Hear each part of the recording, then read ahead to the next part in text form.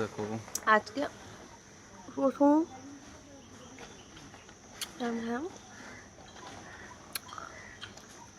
উঠে পড়েছে আমাদের ম্যানেজার গাছে। ম্যানেজার জাম পাড়ায় খুবই পটু, তাই যন্ত্র বানিয়ে নিয়ে এসছে জাম পাড়ার জন্য, তাই ম্যানেজার উঠে পড়ছে। এই যে যন্ত্র।